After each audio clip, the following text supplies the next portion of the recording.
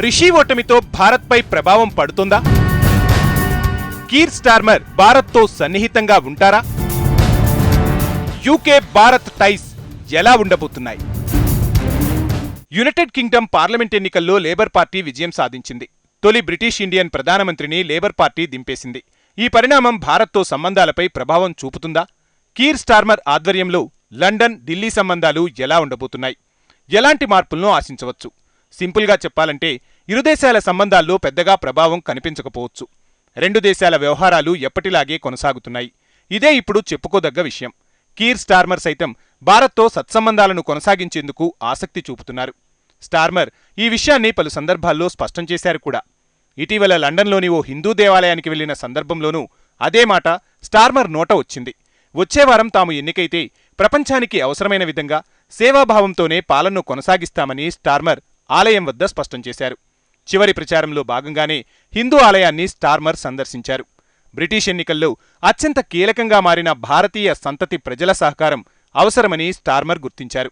భారతీయ సంతతికి చెందిన బ్రిటిషర్ల కోసం కూడా లేబర్ పార్టీ పనిచేస్తోందని స్టార్మర్ వెల్లడించారు. లేబర్ పార్టీ చీఫ్ ఇలాంటి ప్రకటన చేయాల్సిన అవసరమేమిటి అంటే దీనికి ప్రధాన కారణం లేబర్ నాయకులు వ్యవహరించిన చరిత్రే. కశ్మీర్ విషయంలో లేబర్ పార్టీ నాయకులు నోరు పారేసుకున్నారు. లేబర్ పార్టీ నాయకులు పాకిస్తాన్కు అనుకూలంగా, భారత్కు వ్యతిరేకంగా వ్యవహరించారు. ప్రత్యేకించి కీర్ స్టార్మర్కు ముందు ఉన్న Labour party chief Jeremy Corbyn Kashmir అంశంపై వివాదాస్పద వ్యాఖ్యలు చేశారు. భారతీయులను దూరం చేసుకోవడంలో కోర్బిన్ పాత్ర ఎక్కువగా ఉంది. అప్పటి వరకు లేబర్ పార్టీకి అనుకూలంగా ఉన్న భారతీయులు ఆ పార్టీకి దూరంగా జరిగారు. అందుకు కారణం కశ్మీర్పై వివాదాస్పద వ్యాఖ్యలు చేయడమే. కశ్మీర్ విషయంలో ప్రపంచం జోక్యం చేసుకోవాలని కోర్బిన్ వ్యాఖ్యానించారు.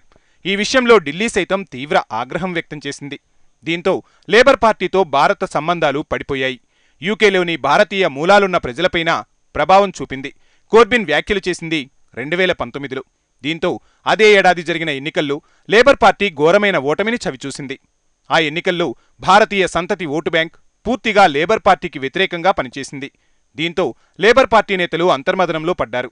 కీర్ స్టార్మర్ పార్టీ పగ్గాలు చేపట్టిన తర్వాత నష్ట నివారణ చర్యలను చేపట్టారు. కశ్మీర్పై జెరీమీ కోర్బిన్ వివాదాస్పద వ్యాఖ్యలు చేసిన ఏడాదికే ఆయనను ఎన్నికల్లో పోటీ చేయకుండా నిషేధించారు. ఈ ఏడాది కోర్బిన్ని ఏకంగా పార్టీ నుంచే బహిష్కరించారు. లేబర్ పార్టీని సంస్కరించడానికి స్టార్మర్ అనుసరించిన ఒక మార్గం మాత్రమే ఇది. కోర్బిన్పై వేటు వేసిన తర్వాత మళ్లీ భారతీయులను ఆకట్టుకునేందుకు స్టార్మర్ ప్రయత్నించారు. బ్రిటన్లో హిందూ వ్యతిరేకతను కూడా స్టార్మర్ ఖండిస్తున్నారు. వారం రోజుల క్రితం బ్రిటన్లో హిందూ వ్యతిరేకతకు చోటు లేదని తేల్చి చెప్పారు. అంతేకాదు స్టార్మర్ హోలీ, దీపావళి వంటి హిందువుల పండుగల్లోనూ పాల్గొన్నారు. స్టార్మర్ అనుసరిస్తున్న విధానాలతో లేబర్ పార్టీకి భారతీయులు చేరువయ్యారు. అయితే ఇక్కడ భారతీయులు అంటే కేవలం హిందువులు మాత్రమే కాదు.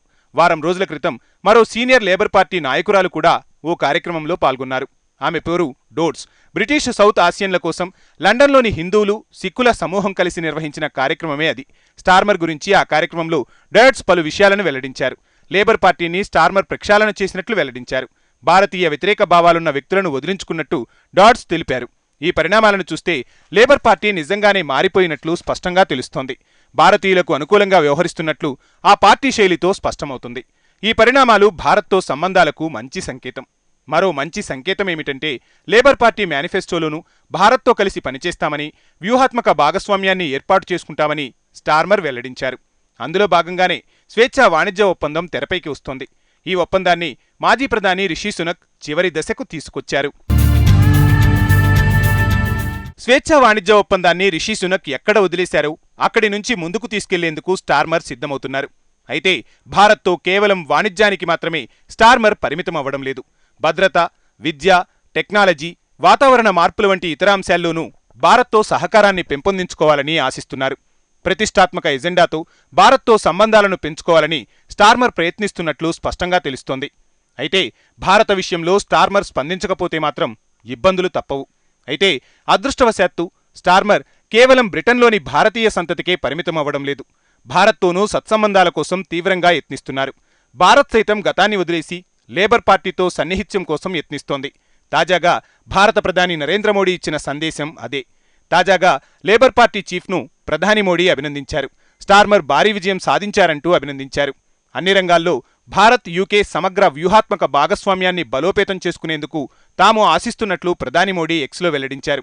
అంటే లేబర్ పార్టీతో భారత్కు తెగిపోయిన సంబంధాలను పునరుద్ధరించుకునేందుకు స్టార్మర్కు కూడా భారత్ అవకాశం ఇవ్వడానికి సిద్ధంగా ఉందని మోడీ అభినందనలతో స్పష్టంగా తెలుస్తోంది. లేబర్ పార్టీ చీఫ్గా జెరీమీ కోర్బిన్ వ్యవహారాన్ని భారత్ పక్కన పెట్టినట్టే అనిపిస్తోంది.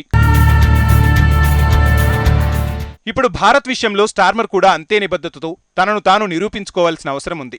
కశ్మీర్ విషయంలో స్టార్మర్ ఎలాంటి వైఖరిని తీసుకుంటారోనని భారత్ నిశితంగా గమనిస్తుంది. ఈ అంశమే కాదు, ఖలిస్తానీ అంశం కూడా భారత్ను ఇబ్బంది పెడుతోంది. కెనడాతో పాటు బ్రిటన్లోనూ భారత దౌత్య కార్యాలయాలు, ఆలయాలపై ఖలిస్తానీలు దాడులకు తెగబడ్డారు. ఇన్నాళ్లు ఓటు బ్యాంకు రాజకీయాల కారణంగానే ఆయా దేశాలు వేర్పాటువాదులను వెనకేసుకొచ్చాయి. యునైటెడ్ కింగ్డమ్ మొత్తం జనాభాలో ఓటు హక్కు కలిగిన సిక్కులు 1% ఉన్నారు. అంటే 5,20,000 మంది సిక్కు ఓటర్లున్నారు. గతేడాది మార్చిలో లండన్లోని భారతీయ దౌత్య కార్యాలయాన్ని ఖలిస్తానీలు చుట్టుముట్టారు. భారత జాతీయ పతాకాన్ని తొలగించారు. భారీగా ఖలిస్తానీ మద్దతుదారులు రణరంగం సృష్టిస్తుంటే బ్రిటిష్ పోలీసులు మాత్రం మౌనంగా ఉండిపోయారు. దీన్ని వాక్ స్వాతంత్రంగా యూకేతో పాటు పశ్చిమ దేశాలు పేర్కొంటున్నాయి. లండన్లో దాడిపై భారత విదేశాంగ మంత్రిత్వ శాఖ సీరియస్గా స్పందించింది. ఢిల్లీలోని యూకేకు చెందిన ఉన్నత దౌత్యవేత్తను పిలిపించింది. బ్రిటన్లో జరిగిన ఘటన ఏమాత్రం ఆమోదయోగ్యం కాదని భారత్ స్పష్టం చేసింది. లండన్లోని భారత దౌత్య కార్యాలయం సిబ్బందికి భద్రత కల్పించాలని డిమాండ్ చేసింది. అంతేకాకుండా ఈ ఘటనలో ప్రమేయమున్న ప్రతి ఒక్కరిని గుర్తించి అరెస్టు చేసి తక్షణమే వారిపై చర్యలు తీసుకోవాలని సూచించింది. ఖలిస్తానీ అంశాన్ని టోరీలు పరిష్కరించలేకపోయారు. ఈసారి పరిస్థితులు ఆశాజనకంగా ఉన్నాయి. ఇరు దేశాలు కలిసి ముందుకు సాగే అవకాశాలు స్పష్టంగా కనిపిస్తున్నాయి. అయితే ఈ పరిణామాలు జెరీమీ కోర్బిన్ ఇష్టపడకపోవచ్చు. ఎందుకంటే తాజా ఎన్నికల్లోనూ అతడు విజయం సాధించాడు. ఇస్లింగ్టన్ నార్త్ నియోజకవర్గం నుంచి అతడు స్వతంత్ర అభ్యర్థిగా విజయం సాధించాడు. ఇక నుంచి స్టార్మర్ను తీవ్రంగా కోర్బిన్ వ్యతిరేకించే అవకాశం ఉంది. కానీ భారత్ విషయంలో కొత్త లేబర్ పార్టీ సమీకరణాలను మాత్రం అతడు అడ్డుకోలేడు.